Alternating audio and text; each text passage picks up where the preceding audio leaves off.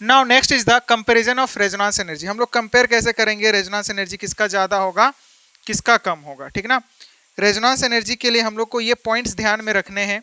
कैसे कंपेयर करेंगे, सबसे पहले तो ये देखेंगे कि जहां पर क्या होगा एरोमेटिक कंपाउंड होगा वो क्या होते हैं, सबसे ज्यादा स्टेबल होते हैं, सबसे ज्यादा एरोमेटिक, फिर नॉन एरोमेटिक, फिर उसके बाद में एंटी एरोमेटिक, ठीक ना। यानी कि आपको ओवरऑल जो है ना क्या ध्यान में रखना है कि एरोमेटिक कंपाउंड, सबसे पहली बात एरोमेटिक के बारे में आप थोड़ा सा ध्यान रख लो कि एरोमेटिक कंपाउंड के लिए कंडीशंस क्या क्या रहे होते हैं, ठीक ना। एरोमेटिक के लिए थोड़ी सी बात कर लेते हैं, एरोमेटिक कंपाउंड किसको बोलते हैं हम लोग, ठीक है ना। सबसे पहला जो कंडीशन होता है वो क्या होना चाहिए, साइक्लिक, है ना।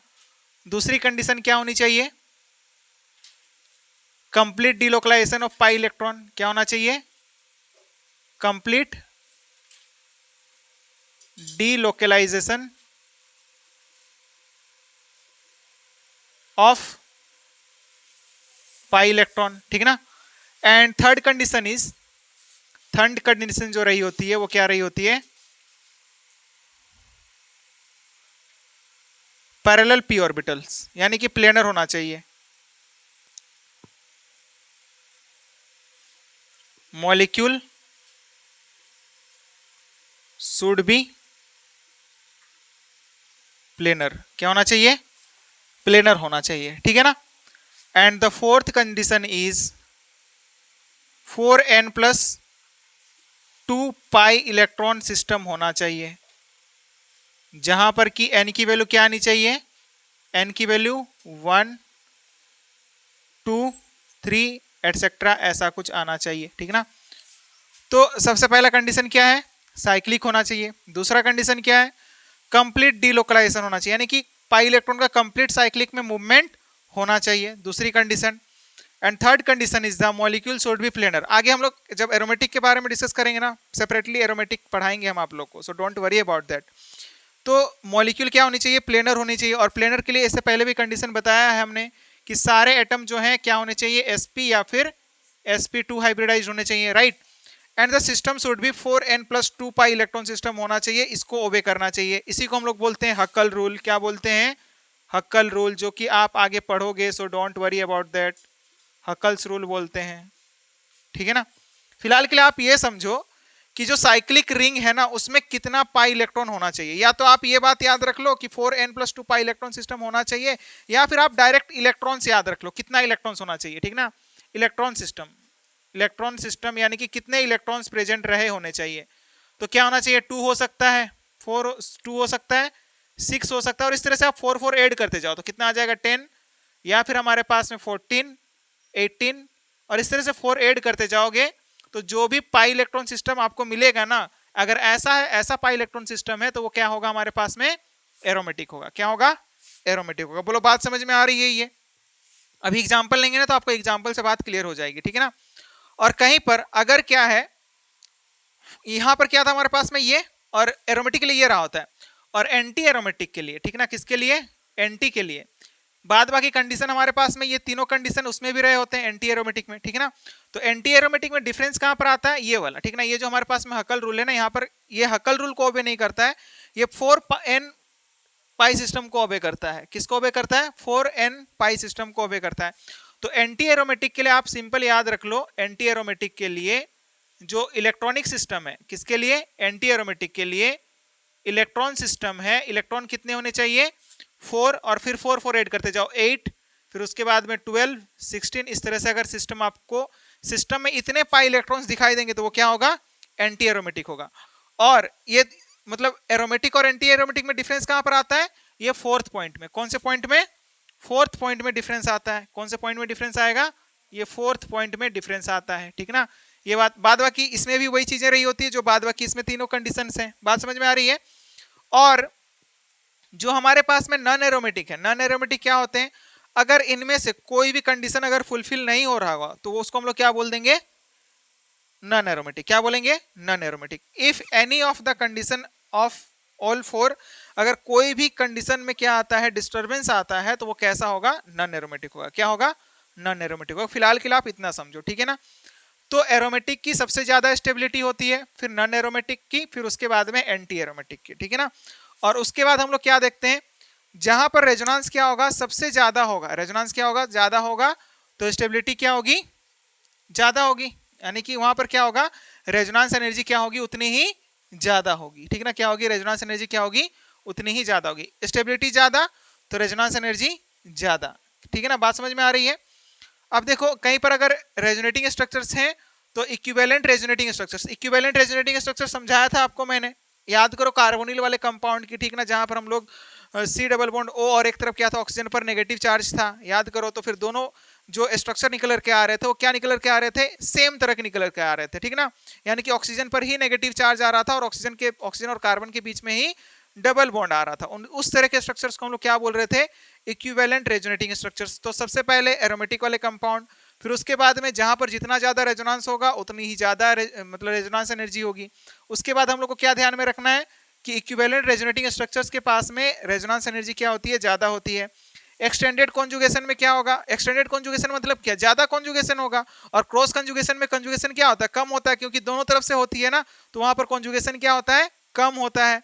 ठीक है ना, तो यहाँ पर एक्सटेंडेड कॉन्जुगेशन का रेजोनेंस एनर्जी क्या होगा, ज्यादा होगा as compare to the cross conjugation. और हम लोग को सबको सीक्वेंस में लेकर के चलना है। सबसे पहले हम लोग देखेंगे कि कोई एरोमेटिक कंपाउंड है क्या, अगर है तो वो क्या होगा, सबसे ज्यादा रेजोनेंस एनर्जी क्या होगी, उसी के पास होगी। किसके पास होगी, जिसके पास रेजोनेंस एनर्जी क्या होगा, ज्यादा होगा, सॉरी जिसके पास एरोमेटिसिटी ज्यादा होगी या फिर जिसकी स्टेबिलिटी ज्यादा होगी, समझ लो। ठीक है ना, more the resonance more will be the stability and more will be the resonance energy.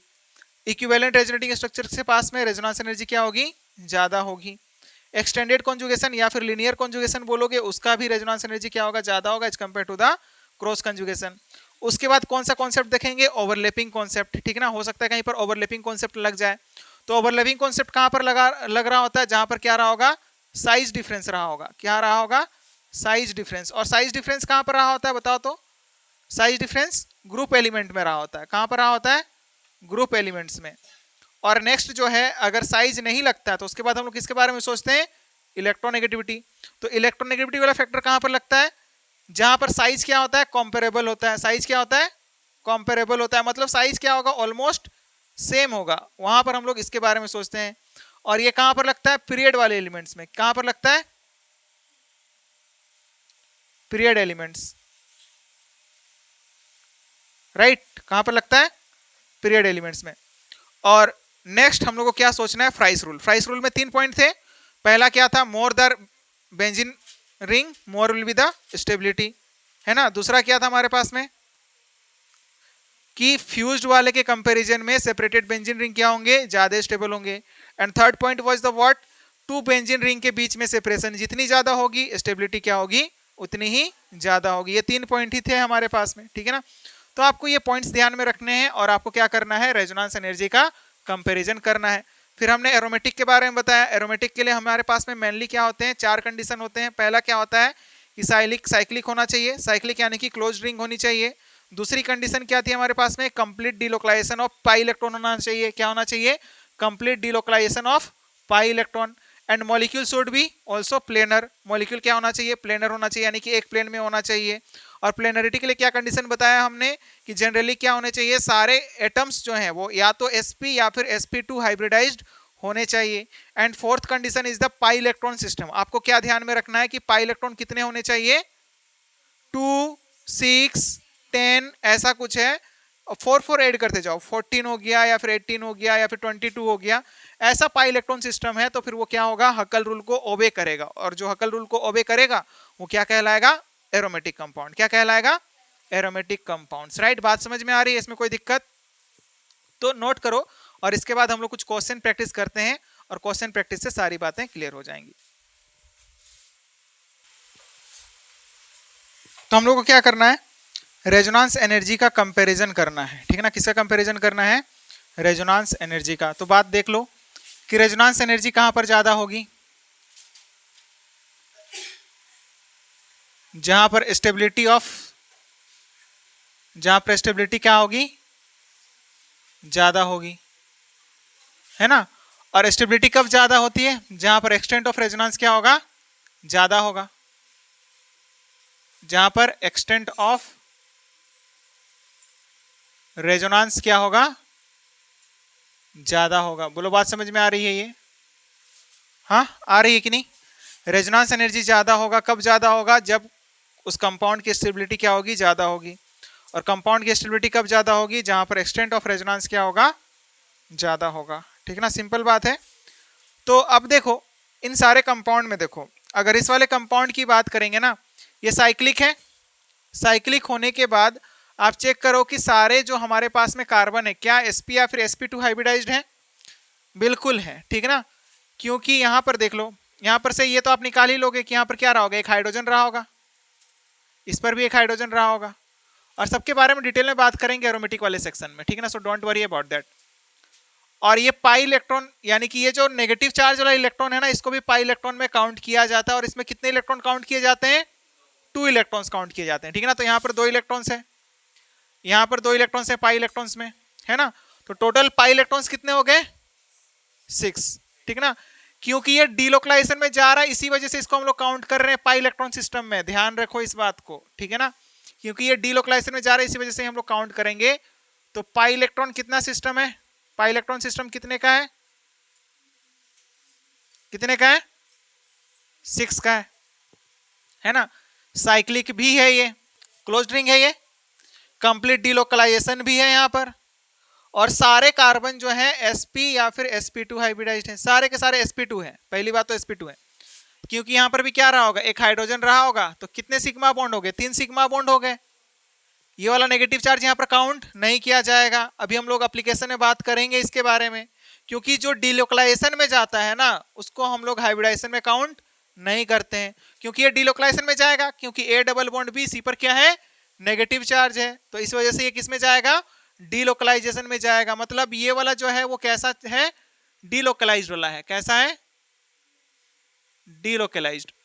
और इसी वजह से not counted in hybridization, not counted in hybridization, और इसी वजह से हाइब्रिडाइजेशन में काउंट नहीं किया जाएगा। बोलो बात समझ में आ रही है? तो ये कंपाउंड कैसा निकल कर आ रहा है? एरोमेटिक। सारे कंडीशन को फुलफिल कर रहा है ना, साइक्लिक भी है, प्लेनर भी है, कंप्लीट डीलोकलाइजेशन भी है, एंड हकल रूल को भी ओबे कर रहा है। इस वजह से ये कंपाउंड क्या? एरोमेटिक है। तो इसी वजह से अगर ये कंपाउंड नंबर क्या था? A था, और ये B था, और ये हमारे पास में C था, तो सबसे ज्यादा स्टेबिलिटी किसकी होगी? एक ही। हमने क्या बोला कि जो स्टेबिलिटी का ऑर्डर होगा वही क्या होगा हमारे पास में? रेजोनेंस एनर्जी का ऑर्डर होगा, राइट। तो सबसे ज्यादा स्टेबिलिटी इसमें सबसे ज्यादा किसकी होगी? बताओ, स्टेबिलिटी ऑर्डर कंपेयर कर सकते हो आप? क्या हो जाएगा बताओ? A का सबसे ज्यादा, फिर किसका होगा? B या फिर C? एंटी एरोमेटिक जो होता है ना, सबसे कम स्टेबल होता है। तो देखो ये साइक्लिक भी है, कंप्लीट कॉन्जुगेशन भी है। थर्ड वाले को देखोगे तो फिर क्या है? कंप्लीट कॉन्जुगेशन भी है ना। और जो हमारे पास में सारे कार्बन एटम्स हैं वो सारे के सारे क्या है? sp2 हाइब्रिडाइज्ड है, प्लेनर भी है। और ये कितना पाई इलेक्ट्रॉन सिस्टम कंटेन करके रखा है? 4 ना, क्योंकि यहां पर हमारे पास में 2 इलेक्ट्रॉन रहे होंगे और इस नेगेटिव चार्ज में 2 इलेक्ट्रॉन यहां पर रहे होंगे। तो कितने इलेक्ट्रॉन हो गए? 4 हो गए ना। तो 4 पाई इलेक्ट्रॉन सिस्टम है, क्योंकि ये डीलोकलाइजेशन में जा रहा है ना, तो इस वजह से हाइब्रिडाइजेशन में काउंट नहीं किया जाएगा। ठीक है ना, और कंप्लीट डीलोकलाइजेशन भी है। तो ये कंपाउंड कैसा हो जाएगा बताओ? Anti aromatic. कैसा हो जाएगा? एंटी एरोमेटिक होगा कि नहीं? बट ये जो सेकंड कंपाउंड है ना, इसमें देखो कॉन्जुगेशन ही ब्रेक हो जा रहा है ना। क्या कंप्लीट डीलोकलाइजेशन है क्या यहाँ पर? नहीं है, क्योंकि यहाँ पर क्या है? ये दो sp3 हाइब्रिडाइज्ड कार्बन एटम है। किस तरह का हाइब्रिडाइज्ड कार्बन एटम है? ये sp3 हाइब्रिडाइज्ड कार्बन एटम है ये।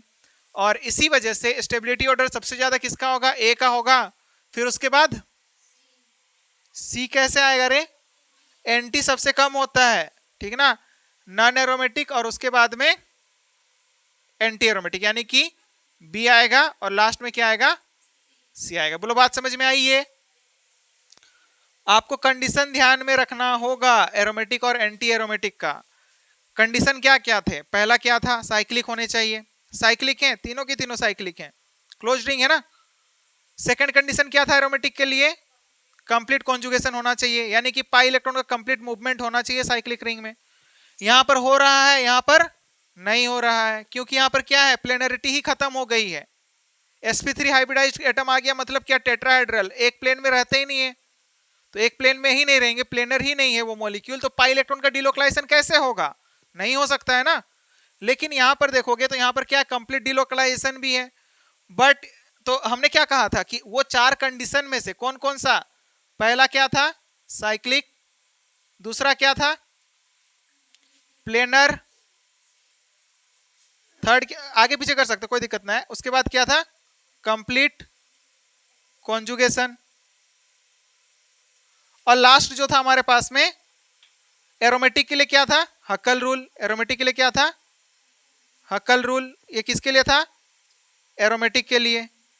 और अगर हमारे पास में हक्कल रूल को नहीं ओबे करेगा, ठीक है ना, फोर्थ नंबर में अगर क्या रहा होगा, 4n पाई इलेक्ट्रॉन सिस्टम को ओबे करेगा, तो उसको हम लोग क्या बोलेंगे, एंटी एरोमेटिक। सिंपल हमने इलेक्ट्रॉनिक सिस्टम निकाल करके बता दिया आपको कि यहां पर कितना इलेक्ट्रॉन सिस्टम रहा होगा, 2 6, और इस तरह से आप ऐड करते जाओ 10, यहां पर कुछ इस तरह से रहा होगा। यहां पर क्या था हमारे पास में 4 8 12 ऐसा कुछ रहा होगा, तो वो क्या होगा, एंटी एरोमेटिक होगा। बाद बाकी कंडीशन दोनों में रहे होंगे। बोलो बात समझ में आ रही है, ये नहीं आ रही है। प्लेनर मतलब क्या, सारे कार्बन एटम्स या फिर रिंग में जितने भी एटम्स है ना, कार्बन नहीं उसके अलावा भी कोई दूसरा एटम भी है, प्लेनर का मतलब सारे एटम्स, ऑल एटम्स क्या होना चाहिए, या तो sp या फिर sp2 हाइब्रिडाइज्ड होना चाहिए। क्योंकि sp का शेप कैसा होता है, लीनियर होता है ना, इसका कैसा होता है, लीनियर होता है। sp2 का क्या होता है, ट्राइगोनल प्लेनर होता है। क्या होता है, ट्राइगोनल प्लेनर। तो क्या होना चाहिए, प्लेनर होना चाहिए। तो लीनियर रहे चाहे प्लेनर रहे, sp3 हाइब्रिडाइज्ड एटम रिंग में नहीं आना चाहिए। समझ में आ रही है बात, सारे कार्बन क्या होने चाहिए, sp या फिर sp2 हाइब्रिडाइज्ड होने ही चाहिए, तभी जाकर के पाई इलेक्ट्रॉन का क्या हो सकता है, डीलोकलाइजेशन हो सकता है, अदरवाइज नहीं होगा। बोलो बात समझ में आ रही है ये।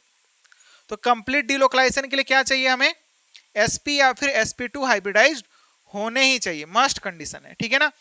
एंड कंप्लीट कंजुगेशन का क्या मतलब बताया कि पाई इलेक्ट्रॉन रिंग में कंप्लीटली क्या होने चाहिए, मूवमेंट करना चाहिए। बोलो बात समझ में आ रही है ये। और उसके बाद हकल रूल के लिए क्या बता दिया कि आप देखो रिंग में पाई इलेक्ट्रॉन वो जो नेगेटिव चार्ज वाले इलेक्ट्रॉन होंगे ना, जो डिलोकलाइजेशन में जा रहे हैं, वो भी पाई इलेक्ट्रॉन में काउंट किए जाएंगे। ठीक है, क्या कहा हमने कि जो नेगेटिव चार्ज किसमें जा रहा होगा, डीलोकलाइजेशन में जा रहा होगा, उनको भी हम लोग पाई इलेक्ट्रॉन में काउंट करेंगे। लोन पेयर में भी एक इलेक्ट्रॉन पेयर रहा होता है, तो उसमें भी 2 इलेक्ट्रॉन काउंट करेंगे हम लोग, जो डीलोकलाइजेशन में जा रहा होगा। समझ में आ रही है बात, नेगेटिव चार्ज में 2 इलेक्ट्रॉन, लोन पेयर के लिए 2 इलेक्ट्रॉन। और एट ए टाइम एक बात आपको यह भी ध्यान में रखना है, एक टाइम पर एक ही लोन पेयर डीलोकलाइजेशन पर जाता है, दूसरा क्या कर रहा होगा, रेस्ट कर रहा होगा। ठीक है ना, बात समझ में आ रही है आपको। एट ए टाइम एक बार में एक ही लोन पेयर डीलोकलाइजेशन में जाता है, तो एक ही लोन पेयर को काउंट करेंगे वहां पर हम लोग। तो बताओ, नेगेटिव चार्ज में 2 इलेक्ट्रॉन हो गया, 2 पाई बॉन्ड में, एक पाई बॉन्ड में 2 इलेक्ट्रॉन है, तो 2 पाई बॉन्ड के लिए कितने इलेक्ट्रॉन हो गए, 4 इलेक्ट्रॉन हो गए। तो टोटल इलेक्ट्रॉन सिस्टम कितना हो गया, 6 हो गया। तो इलेक्ट्रॉनिक सिस्टम 6 हो गया, यानी कि हकल रूल को ये ओबे कर रहा है। हकल रूल देखने से पहले तो आप ये देख लो कि साइक्लिक है या नहीं, साइक्लिक है, बिल्कुल है। दूसरा कंडीशन की तरफ आगे बढ़ो, प्लेनर है, सारे कार्बन क्या होने चाहिए, sp या फिर sp2 हाइब्रिडाइज्ड होने चाहिए। और फिर यहां पर एक बात और बताया आपको हमने कि वैसा लोन पेयर या फिर नेगेटिव चार्ज जो डीलोकलाइजेशन में जा रहा होगा, हमने क्या कहा, डीलोकलाइजेशन यानी कि मूवमेंट में, यानी कि रेजोनेंस में जो जा रहा होगा, उसको हाइब्रिडाइजेशन में काउंट नहीं किया जाएगा। तो हाइब्रिडाइजेशन में काउंट नहीं किया जाएगा, मतलब 3 सिग्मा बॉन्ड होंगे उसके पास। अब 3 सिग्मा बॉन्ड की कॉरस्पॉन्डिंग हाइब्रिडाइजेशन क्या होती है, sp2 होती है। और बाद बाकी में तो 3 सिग्मा बॉन्ड है ही, है कि नहीं बताओ, हर कार्बन एटम के पास में 3 सिग्मा बॉन्ड है, और 3 सिग्मा बॉन्ड के कॉरस्पॉन्डिंग हाइब्रिडाइजेशन क्या रही होती है, sp2 रही होती है। तो इसी वजह से सारे कार्बन एटम कौन से हाइब्रिडाइज्ड हो गए, sp2 हाइब्रिडाइज्ड। मतलब क्या हो गया, कंपाउंड प्लेनर हो गया, यानी कि पाई इलेक्ट्रॉन का डीलोकलाइजेशन क्या हो सकता है, इजीली हो सकता है। बोलो बात समझ में आ रही है।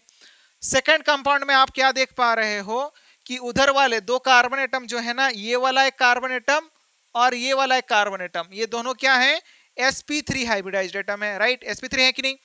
और sp3 है मतलब क्या हो गया, प्लेनरिटी ही क्या हो गई, गायब हो गई, प्लेनरिटी ही डिस्टर्ब हो गई। अब प्लेनरिटी ही डिस्टर्ब हो गई तो वहां पर डिलोकलाइजेशन होगा ही नहीं, और डिलोकलाइजेशन नहीं होगा मतलब क्या बोल सकते हैं हम लोग कि वो क्या होगा, कंप्लीट डिलोकलाइजेशन नहीं हो पाएगा। मतलब क्या कि हमने क्या कहा था कि इनमें से कोई भी रूल को क्या करेगा, वायलेट करेगा, मतलब कोई भी रूल का वायलेशन करता है कोई भी कंपाउंड तो वो किस कैटेगरी में आएगा, नॉन एरोमेटिक। तो वो क्या कर रहा है, प्लेनरिटी ही खत्म कर दे रहा है ना sp3 हाइब्रिडाइज्ड एटम आने की वजह से। तो इसी वजह से ये कंपाउंड कैसा हो गया, नॉन एरोमेटिक हो गया। बी वाला कैसा हो गया, नॉन एरोमेटिक हो गया। और अभी भी बताया कि सबसे ज्यादा स्टेबिलिटी कौन रखता है, एरोमेटिक वाला, फिर उसके बाद नॉन एरोमेटिक, और उसके बाद में एंटी एरोमेटिक, और उसके बाद सबसे पहले क्या आ रहा होता है, एरोमेटिक आ रहा होता है। बोलो बात समझ में आ रही है, ये कोई दिक्कत इसमें नहीं ना, कोई दिक्कत इसमें। तो सेकंड कंपाउंड को बताओ। सबसे पहले आप देखो कि क्या कंपाउंड साइक्लिक है, जी हाँ बिल्कुल है। क्या सारे कार्बन sp या फिर sp2 हाइब्रिडाइज्ड हैं, यानी कि प्लेनरिटी की बात कर रहे हैं हम लोग। आप देखो ना कि आप एक्सपेंडेड फॉर्मूला नहीं पढ़े हो क्या यार, मतलब यहाँ पर क्या हाइड्रोजन रहा होगा, यहाँ पर क्या रहा होगा, हाइड्रोजन रहा होगा। इसके पास बताओ, इसके पास भी एक हाइड्रोजन रहा होगा ना, हाँ रहा होगा कि नहीं, 4 बॉन्ड रहा होता है ना, एक बॉन्ड लूज को आया होगा तभी तो पॉजिटिव चार्ज आया होगा, ऐसा ही कुछ रहा होगा।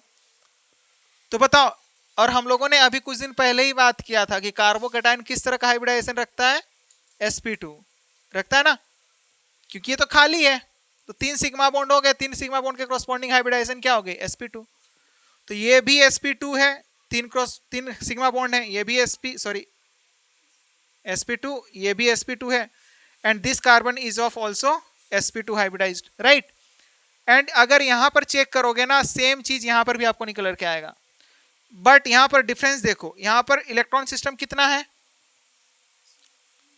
2 है, और इसमें इलेक्ट्रॉनिक सिस्टम कितना है, 6 है। क्योंकि पॉजिटिव का मतलब क्या होता है, खाली, वैकेंट हम लोगों ने पढ़ा था ना, पॉजिटिव का मतलब क्या होता है, खाली होता है ना। तो अब बताओ कि ये वाला भी हमारे पास में क्या होगा। अब देखो यहां पर से भी रेजोनेंस तो हो सकता है ना, रेजोनेंस तो इसमें भी हो सकता है। हाँ, यहां पर भी हमारे पास में क्या है, 6 पाई इलेक्ट्रॉन सिस्टम है, कैसा है, 6 पाई इलेक्ट्रॉन सिस्टम है कि नहीं। तो अब बताओ कि रेजोनेंस कहां पर ज्यादा होगा, क्योंकि एरोमेटिक तो दोनों हो जाएंगे ना, क्योंकि इसमें पाई इलेक्ट्रॉन सिस्टम कितना है, साइक्लिक ये भी है, ये भी साइक्लिक है, प्लेनर ये भी है, ये भी है ना। और उसके बाद क्या था, प्लेनर के बाद में कंप्लीट कॉन्जुगेशन यहां पर भी हो सकता है और यहां पर भी हो सकता है, यहां पर तो दोनों तरफ से हो सकता है, हालांकि क्रॉस कंजुगेशन है यहां पर, लेकिन एरोमेटिक दोनों ही है कि नहीं। ये भी एरोमेटिक है और ये भी एरोमेटिक है। तो नेक्स्ट आप पॉइंट आगे बढ़ो कि जहां पर ज्यादा रेजोनेंस होता है, more the resonance more will be the stability. तो यहां पर रेजोनेंस क्या होगा, ज्यादा होगा। अगर ये कंपाउंड ए था और ये कंपाउंड बी है तो दोनों एरोमेटिक हैं, तो रेजोनेंस इसमें ज्यादा होने की वजह से स्टेबिलिटी किसका ज्यादा हो जाएगा, बी का ज्यादा हो जाएगा। यहां पर रेजोनेंस क्या हो रहा है, ज्यादा हो रहा है, इसी वजह से स्टेबिलिटी इसकी क्या हो जाएगी, ज्यादा हो जाएगी। बोलो बात समझ में आ रही है ये, हाँ सुमन, रेजोनेंस ज्यादा होगा, पाई बॉन्ड ज्यादा है ना यार, रेजोनेंस ज्यादा होगा, इधर से भी हो सकता है उधर से भी हो सकता है। और अब देखो यहां पर से होने के बाद फिर इधर आएगा, कितने इसके रेजोनेटिंग स्ट्रक्चर कितने बनेंगे बताओ, तो 7 बनेंगे, उसके 3 ही बनेंगे। तो रेजोनेंस किसमें ज्यादा हो रहा है, इसमें ज्यादा हो रहा है, बात समझ में आ रही है। तो रेजोनेंस अगर इसमें ज्यादा हो रहा है, रेजोनेटिंग स्ट्रक्चर ज्यादा मिल रहे हैं, तो ये ज्यादा स्टेबल होगा, क्योंकि एरोमेटिक तो दोनों ही हैं। अब बताओ इस वाले कंपाउंड में, अगर इस वाले कंपाउंड को देखोगे तो यहां पर देखो ये रेजोनेंस होगा और ये वाला यहां पर जाएगा, नेगेटिव चार्ज यहां पर आएगा और ये पाई बॉन्ड इधर शिफ्ट होगा, और इसका रेजोनेटिंग स्ट्रक्चर आपको देखने को मिलेगा कुछ इस तरीके से। यहां पर क्या रहा होगा, CH3 कार्बन, और इस ऑक्सीजन पर क्या आ जाएगा, negative charge, double bond oxygen. तो देखो एक जैसे है कि नहीं, ये दोनों एक जैसे है ना। तो इन्हीं को क्या कहा जाता है, इक्विवेलेंट रेजोनेटिंग स्ट्रक्चर बोला जाता है कि नहीं, बताओ। अब आप बोलोगे कि यहाँ पर एरोमेटिक के बारे में क्यों नहीं सोचे, क्यों सोचेंगे, सब जब सब साइक्लिक ही नहीं है, तो वो साइक्लिक है क्या, नहीं है ना, तो क्यों सोचे यहाँ पर हम। इसमें बताओ यहाँ पर होगा रेजोनेंस, बट ये इक्विवेलेंट रेजोनेटिंग स्ट्रक्चर नहीं होंगे क्या, ये नहीं होंगे। और हम लोगों ने अभी अभी बात किया कि इक्विवेलेंट रेजोनेटिंग स्ट्रक्चर जहां पर मिलेगा वो क्या होंगे, रिलेटिवली मोर स्टेबल होंगे as compare to the other resonating structure. तो ये क्या होगा, ज्यादा स्टेबल होने की वजह से इसकी रेजोनेंस एनर्जी क्या होगी, ज्यादा होगी। जिसकी स्टेबिलिटी ज्यादा उसका रेजोनेंस एनर्जी ज्यादा, ठीक है ना। जिसका रेजोनेंस ज्यादा होगा उसका स्टेबिलिटी ज्यादा होगा, और जितना ज्यादा स्टेबिलिटी होगा उतना ही ज्यादा क्या होगी, रेजोनेंस एनर्जी होगी। बोलो बात समझ में आ रही है ये। अब देखो नेक्स्ट, इन दोनों कंपाउंड की बात करें तो अब देखो साइक्लिक तो दोनों ही है, बट यहां पर जो है ना एरोमेटिसिटी का कॉन्सेप्ट आएगा ही नहीं, दोनों ही क्या हो जाएंगे, नॉन एरोमेटिक हो जाएंगे। क्यों, क्योंकि यहां पर भी क्या है, sp3 हाइब्रिडाइज्ड कार्बन एटम है, और यहां पर भी क्या है, ये sp3 हाइब्रिडाइज्ड कार्बन एटम है। बोलो बात समझ में आ रही है। तो प्लेनरिटी ही खत्म हो गई है ना, तो ये क्या हो गया, नॉन प्लेनर हो गया, दोनों ही अब नॉन प्लेनर हैं, ठीक है ना। तो अब आगे बढ़ो, आगे बढ़ते हैं और क्या देखते हैं उसके बाद क्या कंडीशन था बताओ, जितना ज्यादा कॉन्जुगेशन होगा, more the conjugation more will be the stability, है कि नहीं, यही बात थी, मोर resonance more will be the resonance energy. उसके बाद इक्विवेलेंट रेजोनेटिंग स्ट्रक्चर्स था।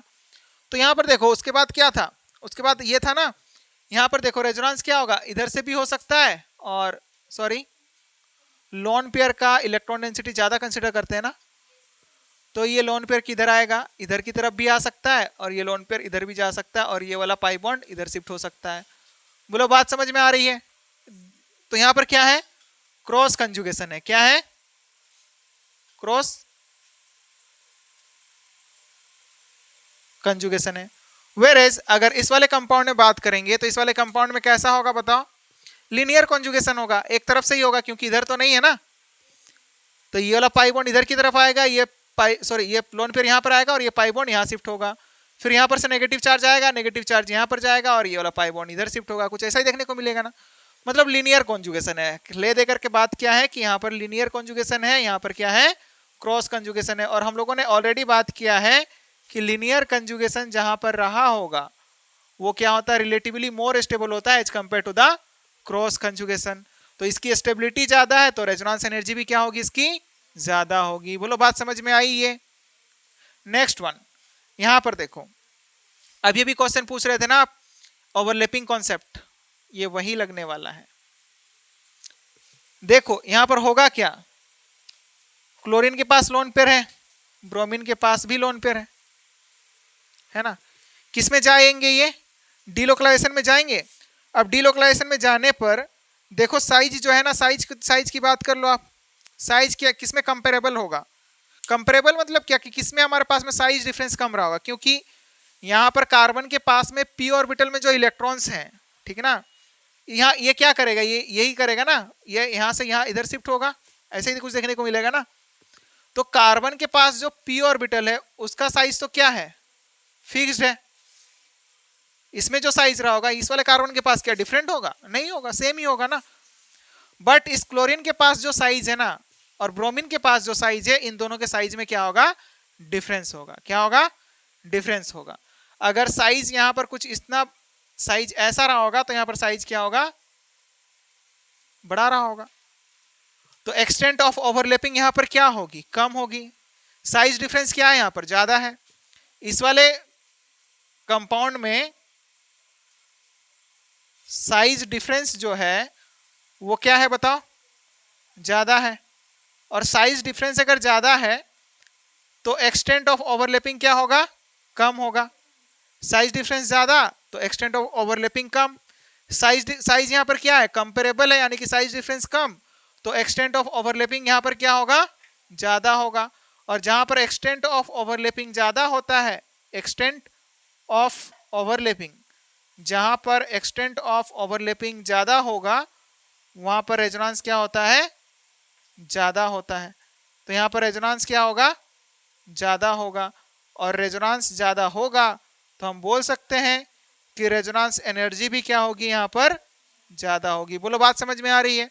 तो इसी वजह से स्टेबिलिटी किसकी ज्यादा हो जाएगी, इस क्लोरीन वाले की, जहां पर क्या है क्लोरीन है उसकी स्टेबिलिटी ज्यादा होगी, यानी कि उसका रेजोनेंस एनर्जी क्या होगा, ज्यादा होगा as compare to this compound. बोलो बात क्लियर है, यहाँ पर कोई दिक्कत इसमें, note it down. And now next हम लोग कुछ और क्वेश्चन प्रैक्टिस करते हैं।